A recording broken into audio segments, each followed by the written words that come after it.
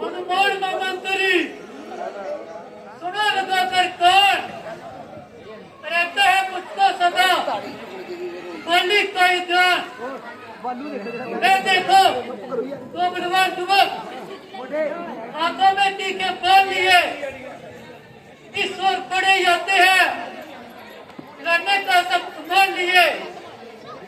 हनुमान मेरा जो कहता है बलि के बेटे आए हैं, प्राणों के मेरे विराट है षड्यंत्र विचार कर आए हैं। जैसे ही उस देश बदल कर जो तुम मीठी मीठी बातें करके उनके बाबों का पता लगा तुम, फिर भी कहीं निकला सत्य मेरा अनुमान एड़ा मुझे संकेत बाकर बचाओ जान। आप कोई चिंता न कीजिए महाराज, मैं अभी ब्राह्मण का वेश बनाकर जाता हूँ और उनके बाबों का पता लगाता हूँ।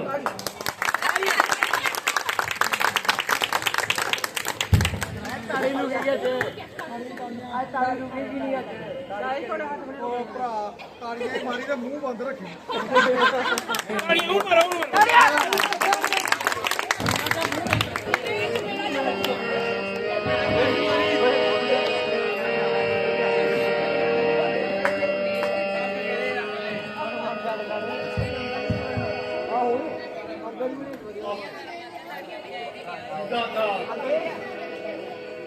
तू हमें क्यों सता रहा है, क्यों हमारे तन बदन में आग लगा रहा है।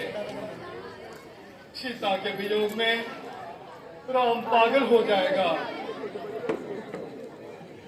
भ्राता जी धीरज धरिए, यही मुसीबत के समय सुख देता है।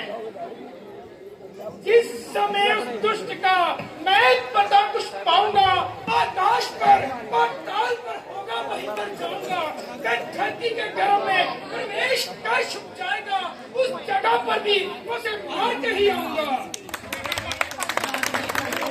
हाँ हाँ, आपके तेज से ऐसा ही मालूम होता है। आप कौन है श्रीमान, और किष्किंधा पर्वत को ढूंढता रास्ता जाता है।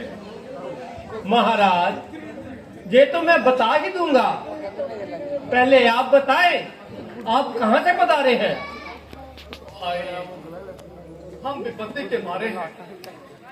अयोध्या नरेश महाराज दशरथ के सुकुमार हैं। मेरा नाम राम और ये मेरे छोटे भाई लक्ष्मण हैं। 14 वर्षों के लिए वनों में भ्रमण करने के लिए आए थे। मेरे साथ मेरे अर्धांगिनी सीता भी थी, जिसे रावण ने पंचबली से चुरा लिया है और रघुकुल पर कलंक लगाया है। महाराज रावण ने आपकी कीर्ति पर नहीं बल्कि खुद अपनी कीर्ति पर कलंक लगाया है। परंतु महाराज आपने अपना कोई अता पता नहीं बताया। तो सुनिए प्रभु,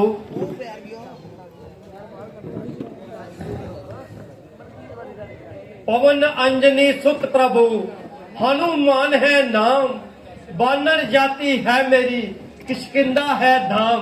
इस निर्जन वन को स्वामी सब ऋषि मुक्त गिरी कहते हैं।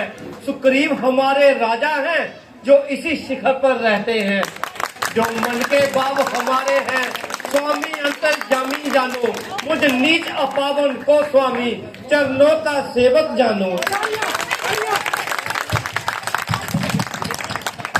हनुमान जी हमें आपसे मिलकर बड़ी प्रसन्नता हुई है। भगवान को धन्यवाद है कि आज हमारे मन की पूछने वाला कोई तो मिला। महाराज आप कोई चिंता ना कीजिए, किष्किंधा पर चलकर महाराज सुग्रीव जी को दर्शन दीजिए। जैसी तुम्हारी इच्छा।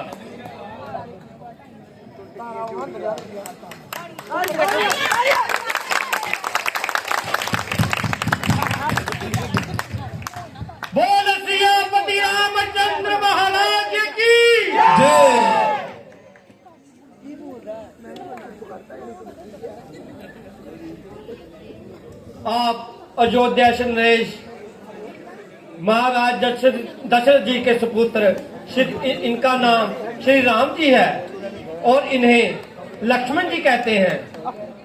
आहा, मेरे हो आगे ये अपने दर्शन दिए।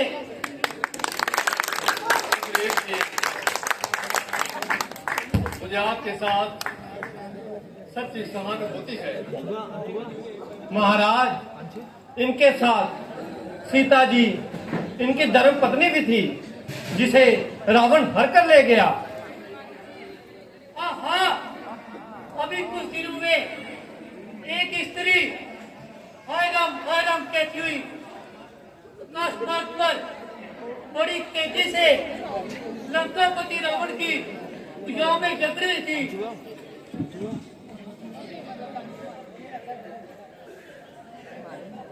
और उन्होंने मुझे देखकर कुछ केवल नीचे गिराए तो मेरे पास अभी भी सुरक्षित है।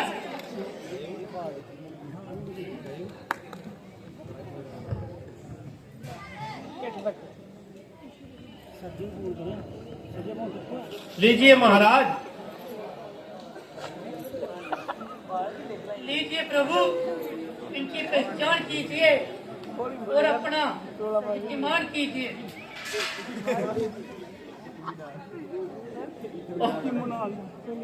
जानकी है निशानी आज दुखों की, दुखी के सामने फाड़ कर पर्दा निकलाओ पति के सामने।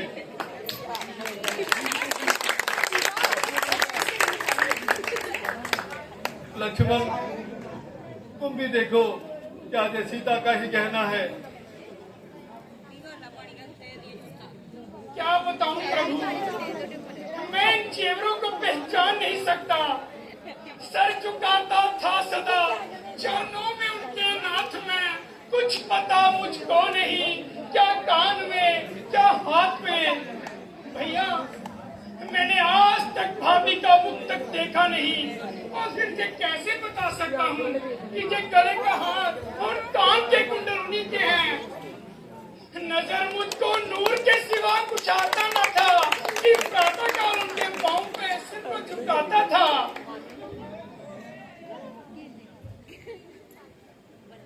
फिर इनकी पहचान करो।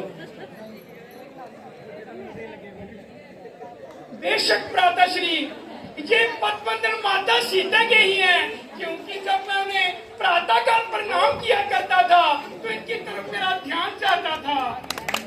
धन्य हो, हद नहीं सम्मान की और ज्ञान की सीमा नहीं, पास बाबी के रहे और कान तक देखा नहीं।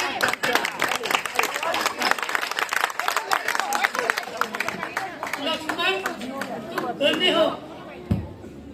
आपकी श्रद्धा का क्या कहना। एक तरफ लक्ष्मण है, दूसरी तरफ बाली मेरा भाई है। एक प्रभु इसने अपनी भाई की स्त्री भाई है। सुग्रीव जी, बाली कौन है? जरा सब हाल विस्तार सहित बताएं और भाई भाई की शत्रुता का कारण बताएं। तो सुनिए प्रभु, बाली मेरा भाई है। एक दफा की बात है, बाली की टुंडवी राक्षस से लड़ाई होगी। मैं लड़ते लड़ते पर्वत की गुफा में चले गए और बाली एक माँ की ओर देकर मुझे गुफा के बाद छोड़ दिया और गुफा के अंदर युद्ध के लिए चला गया।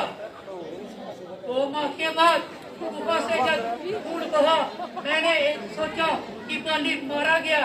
फिर मैंने एक भारी पत्थर उठा और द्वार पर रख दिया, वो राक्षस बाहर न आ सके। और मैंने राज्य में जाकर ये दुख समाचार सुनाया। तभी से किस्किंधा वासियों ने मुझे राज गद्दी पर बुलाया।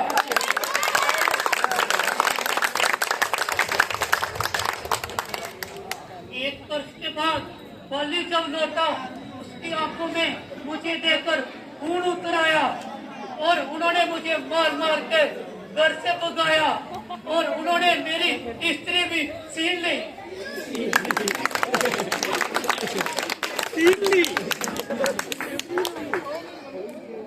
उसी दिन से मैं जहाँ पर रह रहा हूँ, यहाँ पर तुम्हारा बचाव कैसे है? महाराज उसे मतपंथ ऋषि का शराब है कि यदि तू यहाँ आएगा और चलकर रात हो जाएगा। अच्छा, तो तुम कल ही जाकर वाली को ललकारो।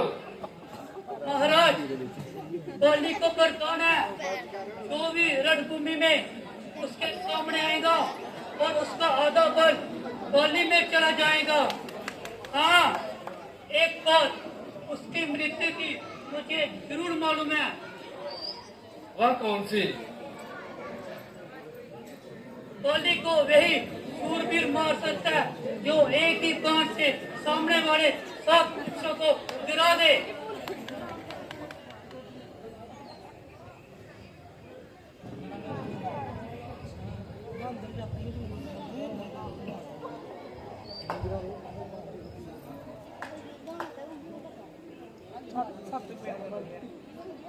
बोल सियापति रामचंद्र महाराज की।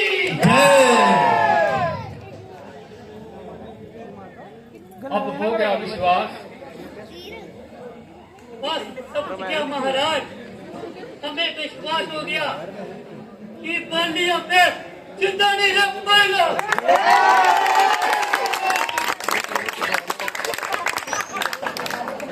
मैं आज ही तस्वीर चाहता हूँ और उसे युद्ध के लिए बुलाता हूँ। हाँ सुग्रीव जी, निश्चिंत होकर जाइए। बाली अब जिंदा नहीं रहेगा। अच्छा प्रभु, मैं जा रहा हूँ।